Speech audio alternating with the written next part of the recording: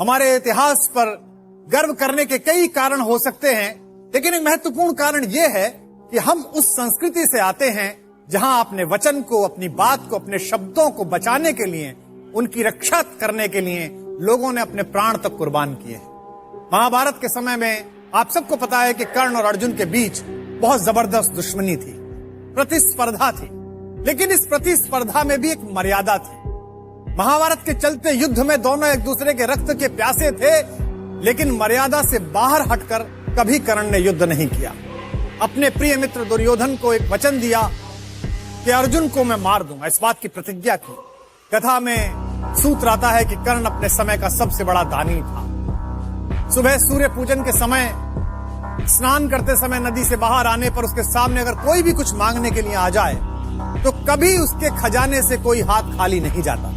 कुंती के मन में आइडिया आया, उन्होंने सोचा कि क्यों ना अपने बेटे कर्ण के पास जाएं और अपने सभी बेटों की रक्षा का वचन मांगे। इससे 6 के 6 बेटे बच जाएंगे और मेरी कोख धन्य रहेगी। जिस दिन कर्ण और अर्जुन का निर्णायक युद्ध होने वाला था, उससे ठीक एक रात पहले एक सफेद कपड़ों में ढकी हुई एक महिला कर्ण के द्वार पर पहुंची। अतिथि से भी कर्ण स्वयं बाहर लेने के लिए गए। देखा तो पांडवों की मां, हस्तिनापुर की महारानी कुंती। उन्होंने कहा कि रात्रि के इस समय मुझ जैसे एक सामान्य सैनिक के द्वार पर हस्तिनापुर की महारानी का आगमन।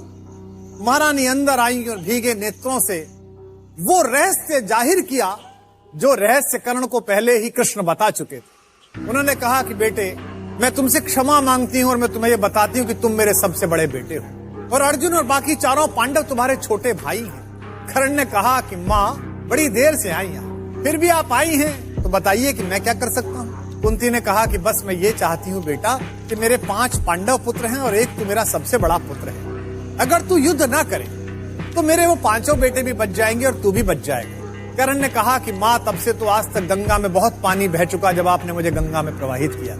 बात बहुत आगे निकल गई। दुर्योधन मेरा मित्र है, मैं आज जो कुछ खड़ा हूं केवल उसकी कृपा के कारण खड़ा हूं और मैंने उसे विजय दिलाने का वचन दिया। कुंती ने कहा बेटा, पर मैंने तो सुना था कि तुम पृथ्वी के सबसे बड़े दानी हो।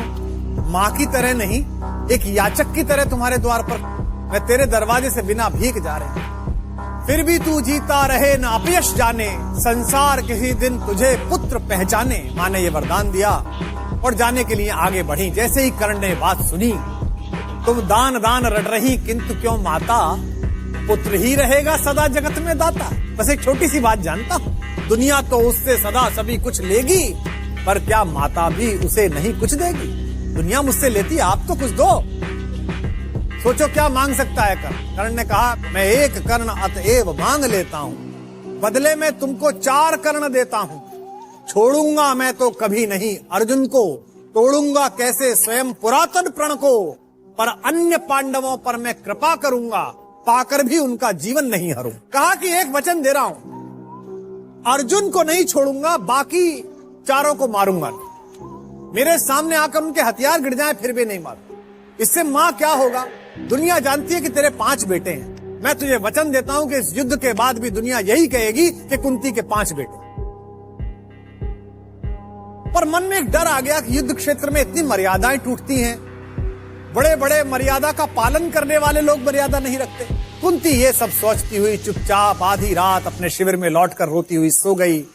अगले दिन सूर्योदय के बाद भीषण युद्ध प्रारंभ हुआ। चारों भाई बार बार कर्ण के सामने पड़े और कर्ण ने हर बार उनको शस्त्र रहित करके छोड़ दिया कि जा। युधिष्ठिर के भाले गिर गए, भीम की गदा गिर गई। कर्ण के जो सारथी थे आप सब जानते हैं, जब युद्ध तय हुआ कि लड़ाई करनी और अर्जुन को हराना है तो कर्ण ने यह कहा था कि अर्जुन को हरा दूं तू, पर अर्जुन के रथ का ड्राइवर बहुत अच्छा है। ड्राइवर कौन है? जो पूरी दुनिया का ड्राइवर है। तो मुझे भी एक अच्छा ड्राइवर दो, एक अच्छा रथ चालक दो, सारथी दो। उस समय के सबसे अच्छे विश्व में 2 ही सारथी थे, एक कृष्ण और दूसरे थे शल्य, जो सहदेव नकुल की मां माद्री के भाई थे। मद्र नरेश शल्य, मामा शल्य, वो दुर्योधन की ओर से लड़ रहे थे। अगर मामा शल्य मुझे मिल जाएं तो मैं अर्जुन से लड़ लूंगा। तो शल्य ने कहा, भाई एक ही बात पर रथ चलाऊंगा, रथ को चला लूंगा, पर मेरे मुंह से जो निकलेगा निकलेगा, मैं बोलता रहूं। इसीलिए संस्कृत में शल्य का अर्थ है शंका और कर्ण का अर्थ है कान। जिसने कान में बार बार शंका डालकर पराजित किया वो शल्य है। शल्य ने पूछा कि कर्ण ये क्या कर रहा है भाई, इन चारों भाइयों को पकड़ा छोड़ क्यों दिया? अर्जुन से डरता है, ये भी तो तेरे शत्रु हैं।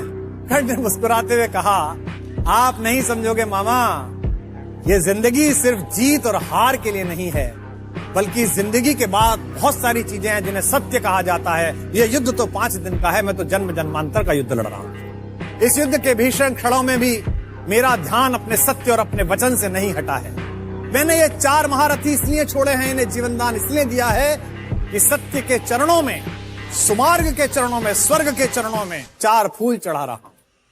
ये 4 फूल हैं मोल किन्हीं कातर नैनों के पानी के, ये 4 फूल हैं दान किसी प्रच्छन्न महाबलदानी के, ये 4 फूल मेरा अदृष्ट था हुआ कभी जिनका कामी, ये 4 फूल पाकर प्रसन्न हंसते होंगे अंतर्यामी। और इस तरह दुनिया के सबसे कीर्तिमान योद्धा और सबसे बड़े दानी ने अपनी मां को जो वचन दिया था दान का, उसे युद्ध भूमि में निभाया। जय पराजय को सामने देखकर और आने वाली मृत्यु को सामने देखकर भी जिस व्यक्ति ने अपने वचन का पालन किया, उसे ही दानवीर महाबली कर्ण कहा जाता है।